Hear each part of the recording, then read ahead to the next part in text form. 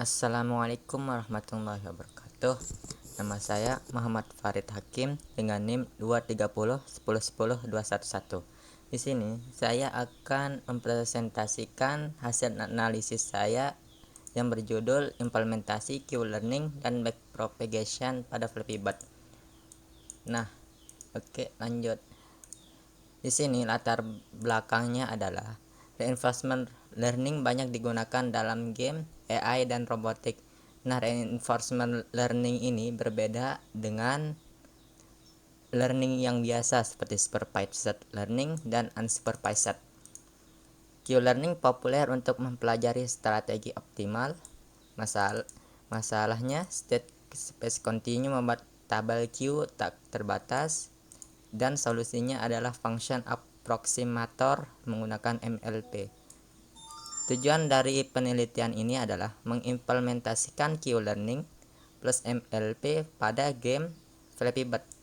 Yang kedua, menganalisis bagaimana AI belajar dari pola manual play. Yang ketiga, menunjukkan kemampuan generalisasi dari pembelajaran minimal.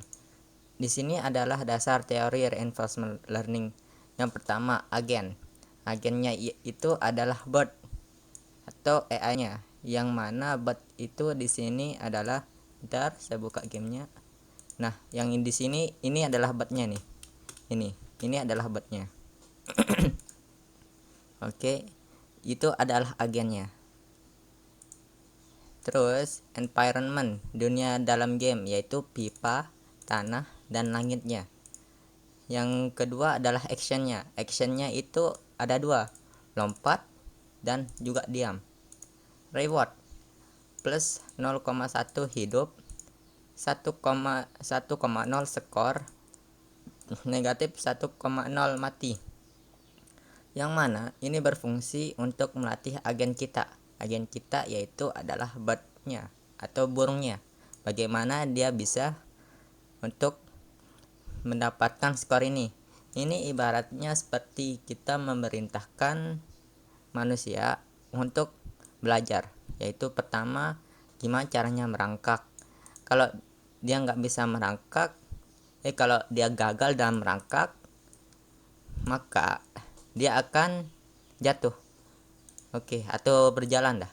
Kalau dia akan gagal dalam berjalan, bayi yang baru bisa berjalan, maka dia akan jatuh. Seperti ini ibaratnya, yaitu reinforcement learning. State awalnya yaitu posisinya. Bot relatif terhadap pipa. Yang dinamakan relatif itu adalah Yang dinamakan relatif itu adalah dia itu berseberangan, yaitu di tengah-tengah pipa. Pipanya yang dinamakan relatif ini bisa melompati pipanya. Itu yang dinamakan relatif dalam bot ini. Di sini AI-nya belajar melalui feedback loop, aksi, reward, lalu update strategi. Yang berarti dia akan memutar ini saja. Pertama, dia akan melakukan aksi seperti contohnya yang di sini itu. Ini saya tidak menggerakkan apa-apa. Di sini tangan saya tidak bergerak. Dia akan melompat sendiri. Itu. Dia akan mengupdate pas dia selesai di sini. Satu lompatin pipa nih, maka dia akan mengulang lagi atau backpropagationnya akan jalan. Lalu dia akan menanamkan di dalam agen ini, agen si burung ini. Oke, lanjut. Dasar teori Q-learning. Q-learning yaitu key value menjawab seberapa baik aksi ini pada state tertentu. AI belajar memaksimalkan Q value untuk setiap pasangan state action. Yang dinamakan Q value itu adalah ini Q0 atau Q1. Yang dinamakan Q value di sini adalah 0 itu untuk diam, tidak memencet apa-apa space, pokoknya birdnya tidak bisa bergerak. Itu dalam mode misalnya dalam mode manual. Nah, yang dinamakan Q1 itu adalah terbangnya, yaitu kita memencet space, ini space atau klik kiri, maka dia akan Q1. Oke. Lanjut. Ini masalah tabel Q konvensional. Q-learning klasik menyimpan nilai Q dalam tabel diskrit, namun pada Flappy Bird state bersifat kontinu. Posisi bird dan pipa memiliki kombinasi tak terhingga. Ini storage, tidak mungkin, tidak ada generalisasi, hanya support state discrete. Di sini saya memakai function approximator yaitu MLP. Storage-nya 17 bobot saja, generasi dan support input continue. Yang dinamakan input continue itu apa? Ini tidak terbatas, inputnya itu tidak terbatas, sesuai dengan n atau sesuai dengan apapun input yang kita masukkan. Misal inputnya itu adalah 10, ya 10. Misal kalau tidak sampai 1000, seperti ini contohnya sampai 1000, ya sampai 1000. Jadi gitu. Di sini MLP sebagai function approximator. Mengapa MLP? MLP tidak menghafal setiap state. Ia menemukan pola dari state data terbatas, lalu memprediksi state yang belum pernah dilihat. Yang di sini, ini contohnya nih. Contohnya di sini tidak menghafal setiap state. State-nya di sini itu kan berbeda, yaitu jarak antara pipa ini dengan pipa yang di sini itu berbeda dia. Antara yang di sini sama yang di sini, yang di bawah dengan yang ini sama yang ini. Dia itu berbeda. Oke. Makanya kita menggunakan MLP karena ia menemukan pola dari data terbatas lalu memprediksi state yang belum pernah dilihat. Nah, datanya itu untuk di MLP ini, yaitu di Flappy Bird ini khususnya, datanya itu didapat dari mana? Oke, contohnya nih, saya ulang game ini dari awal. Oke, 1 2 3. Misal saya mati di sini. Tuh. Saya tidak menggerakkan apa-apa. Itu Flappy Bird-nya apa namanya ya? Jatuh sendiri. Kalau saya menggerakkannya itu sebentar, ini salah. Di sini target skornya itu adalah 5. Berarti kita harus manualnya minimal 5 agar AI-nya bisa berjalan. Nah, maka di sini pas saya pencet space, saya sudah tidak bisa menggunakan space. Tapi untuk di kasus saya ini AI yang lebih bagus itu saya biasanya menggunakan 7. Skornya 7. Meskipun target skor yang dibutuhkan adalah 5. Tapi saran saya target skor minimal kita harus 7. Agar kenapa? Agar AI-nya itu bisa belajar dengan sempurna. Nah, sudah 7, tabrakan sendiri. Nah, itu dia bergerak sendiri. AI-nya bergerak sendiri. Saya tidak menyentuh space atau apa. Nah, seperti yang bisa dilihat nih, saya tidak menyentuh tombol apa-apa. Dia bergerak sendiri. Oke, saya tidak menyentuh tombol apa-apa, dia bergerak sendiri. Ini adalah mouse saya.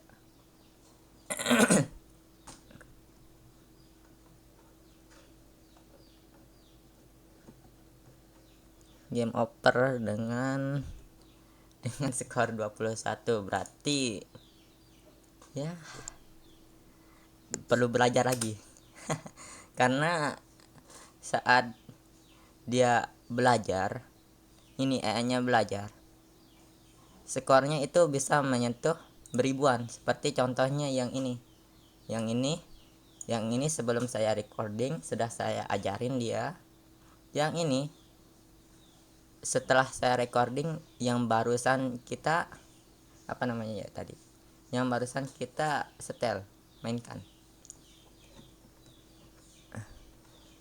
Nah, bisa dilihat di sini itu AI-nya itu sudah mencapai skor 1000-an. Yang di sini tadi hex skornya, yaitu AI-nya yang menyentuh hex skor 21, tapi skor yang sekarang 14. Berarti perlu belajar lagi. Nah, seperti ini contohnya. Inputnya itu datang dari mana? Seperti yang bisa saya jelaskan, ini Saya pertama-tama di dalam kode saya itu ini kan apa namanya batnya, terus yang ini adalah datanya. S1 dan S2 itu adalah inputannya, Q0 atau Q1 itu adalah outputnya. Misal pipanya ini segini, ntar. Nah, pipanya yang ini segini, maka dia akan menghitung jarak antara batnya dengan pipa yang di atas, jarak antara pipa yang ke sana dan jarak antara pipa atas ke bawah, bawah ke atas gitu. Terus di sini untuk apa namanya ya, saya sudah membuatkan plotnya agar kita bisa melihat inputannya outputannya itu berapa. Bentar, ini plot learning by plot learning dot by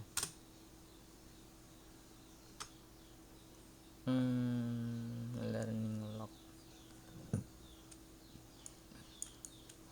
mana dia,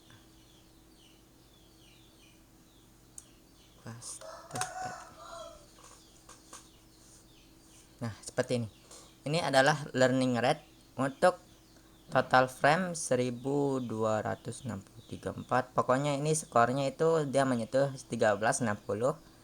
Ini skornya sudah lebih kayaknya tadi ya, sudah lebih 1380 sekarang. 1368 pada saat saya membuat ini itu dia otomatis mengupdate CSP-nya, itu otomatis mengupdate setiap gerakan ini. Dia itu real time. Oke. Makanya dia langsung mengupdate dirinya sendiri tuh. Ini itu 783, sekarang 784. Ukuran dari CSP-nya 785, terus sekarang 786. Otomatis real time. Saya buatkan real time. Ini seperti yang dicontohkan ini, seperti di sini pada grafik ini. Ini adalah skor per episodenya. Ini itu mulai dari ini adalah pas dia belajar, yaitu episode ke-1. Ini adalah episode ke-0. Episode ke-0 sama episode ke-1 itu jauh sangat berbeda.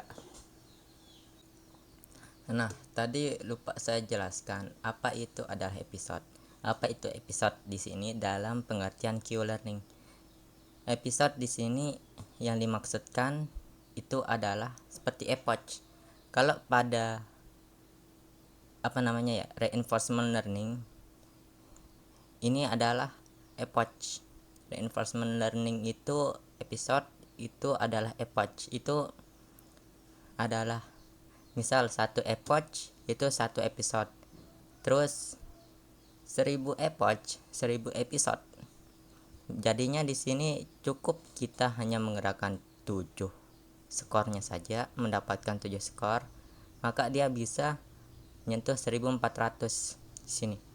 Tapi kalau yang tadi sebelumnya itu ya tergantung apa yang kita ajarin juga, bisa salah bisa juga benar. Jadinya tergantung apa yang kita ajarin ke AI-nya gitu. Kalau contoh di saya tadi itu adalah 1000-an, bisa nyentuh 1000-an pak sebelum recording, dan setelah recording itu 24. Pokoknya kurang dari 100 lah. Itu tergantung bagaimana sebaiknya kita ajarin. Ini adalah epoch-nya. Episode itu adalah epoch, nama lain untuk pada reinforcement learning. Beda dengan unsupervised dan juga supervised learning. Tuh lihat. Nah, lihat. Terus ini key value. Key value-nya itu seberapa baik outputnya. Seperti yang bisa dilihat ini merah itu adalah Q0, ini merah, dan biru itu adalah Q1. Ini berarti mulai dari episode 1 terus dia akan mendeteksi outputnya. Lalu S1 dan S2 ini apa? Ini adalah inputannya. Kalau yang ini adalah skor, yang ini adalah inputannya. Q value itu adalah anunya apa mas? Outputnya. Ini adalah inputannya. Ini S1 vertikal, S2 horizontal. Yang dimana seperti yang bisa dilihat dari artikelnya. Sebentar saya buka artikelnya dulu.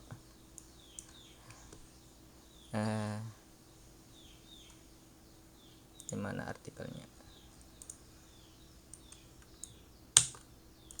Yang bisa dilihat pada artikelnya yang ini, terus PDF.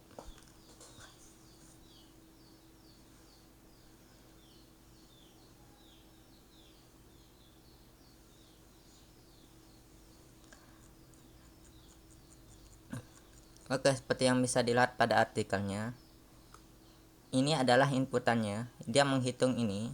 Lalu Q value itu adalah bagaimana outputnya berjalan. Seperti ini gamenya. Nah, seperti game yang ini yang sudah saya recording sebelumnya, yang sudah saya recording, yang sudah saya jalanin sebelum recording. Ini S2 itu menghitung antara ini jarak obatnya ke pipa ke sana. Terus S1 itu dia menghitung pipa antara pipa bawah sampai pipa atas. Terus dia nanti AI-nya akan berjalan sesuai dengan yang kita yang sudah kita ajarin sebelumnya, agar dia bisa melompati pipa. Oke, lanjut. Ini adalah bukan. Nah, ini adalah arsitekturnya. Yang pertama 2 4 1. Arsitekturnya yang pertama itu adalah 2 input layernya yang sudah kita bahas sebelumnya, S1 dan S2 plus bias. Bias ini apa? Agar dia bisa merandomkan atau random, bisa kayak gini. Kalau tanpa bias itu maka dia flat 0, yang mana ini kan pipanya ini tidak flat 0, 0,0. Terus total bobotnya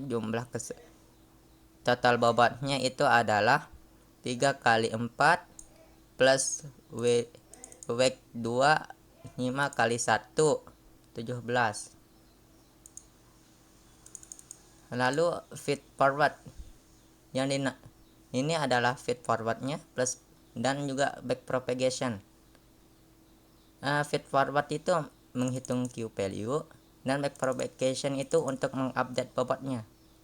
Back propagation itu untuk dia kembali ke sebelumnya. Nah, di sini pada artikel ini back propagation untuk mengupdate bobot sebelumnya. Misal di sini itu Q value-nya itu adalah 1. Terus Q value itu dia menabrak ini pipanya, maka dia akan mengupdate bobotnya ke sebelumnya. Oke. Lalu nih di sini. Ini adalah perhitungannya. Error dan juga update. Oke, lanjut. Implementasinya. Ini adalah implementasi dari Flappy Bird-nya. Pertama dia mengambil state-nya, jarak, lalu feed forward, lalu greedy action.